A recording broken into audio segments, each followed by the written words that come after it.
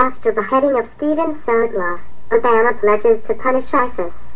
President Obama vowed on Wednesday to punish the Sunni militants whose videotaped beheadings of 2 American journalists he said had repulsed the world, saying the United States would lead a regional and international coalition to beat back the terrorists. Our objective is clear, and that is, degrade and destroy ISIL so that it's no longer a threat, not just to Iraq but also to the region and to the United States, Mr. Obama said, using an alternative acronym for the Islamic State in Iraq and Syria.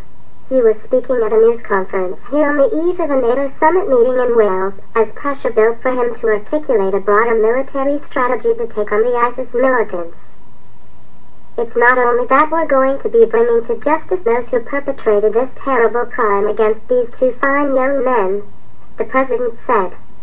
The United States will continue to lead a regional and international effort against the kind of barbaric and ultimately empty vision the group represents.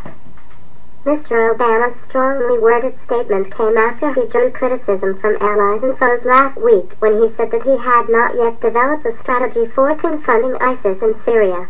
American airstrikes in Iraq, the president said on Wednesday, had borne fruit by blunting the momentum of the militants in that country and averting the humanitarian disasters it had threatened to spark. He spoke just hours after the White House said intelligence agencies had analyzed a video showing the beheading by an ISIS fighter of Steven J. Sotloff, a 31-year-old freelance journalist, and considered it authentic. Whatever these murderers think they will achieve by killing innocent Americans like Steven, they have already failed, Mr. Obama said in his first comments on Mr. Sotloff's killing since the video was released. We will not be intimidated, the president said. Their horrific acts only unite us as a country and stiffen our resolve to take the fight against these terrorists. Secretary of State John Kerry also expressed outrage at what he called the unfathomable brutality of the militant who killed Mr. Sotloff, describing Mr. Sotloff as an intrepid journalist taken from us in an act of medieval savagery by a coward hiding behind a mask. Mr. Kerry said those responsible for the killings of Mr. Sotloff and James Foley, a journalist shown beheaded in an ISIS video released August 19, would be held accountable by the United States, no matter how long it takes. The video puts pressure on the president to order military strikes on ISIS in its sanctuary in Syria. Mr. Obama said he was not yet ready to order such action, saying he wanted to be sure that the mission would be effective and that allies at home and abroad supported it. It is very important from my perspective that when we send our pilots in to do a job, that we know that this is a mission that's going to work. We're very clear what our objectives are, what our targets are. We've made a case to Congress and we've made a case to the American people, and we have allies behind us, Mr. Obama said, so that it's not just a one-off. Pressed on whether he was talking about the elimination of ISIS, Mr. Obama suggested he was seeking instead to limit the group's reach.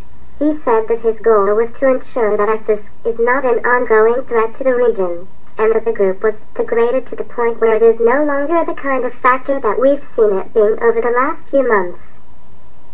Mr. Obama said that if the United States is joined by the international community, we can continue to shrink ISIL's sphere of influence, its effectiveness, its financing, its military capabilities to the point where it is a manageable problem. In the latest video, Mr. Sotloff is shown kneeling in the same fashion as Mr. Foley was in a video released 2 weeks earlier, with a masked figure standing above and wielding a knife.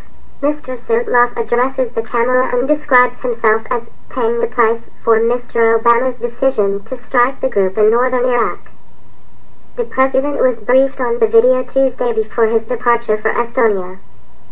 His remarks, which were made at a joint news conference with President Joonas Hendrik-Ilves of Estonia, came at the start of a 3-day visit to Europe that was choreographed to project a strong response by Mr. Obama and European allies to Russia's increasingly bellicose moves in eastern Ukraine. But with the situation there changing rapidly and the surfacing of the second ISIS video, the trip is instead serving to showcase the vexing array of pressures weighing on the president to move more decisively on crises around the globe.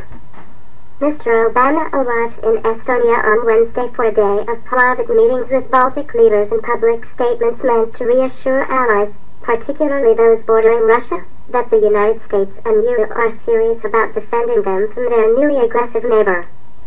He was scheduled to travel to Wales later in the day for a NATO summit meeting, at which members are expected to endorse a rapid reaction force capable of deploying quickly to Eastern Europe, their strongest response yet to Russia's stealth military intervention in Ukraine. Confronting ISIS is not on the formal agenda for the NATO meeting, but it is very much an issue expected to be addressed on the sidelines, where Mr. Kerry and Defense Secretary Chuck Hagel will be working to enlist help from allies in developing a strategy to counter the militant group.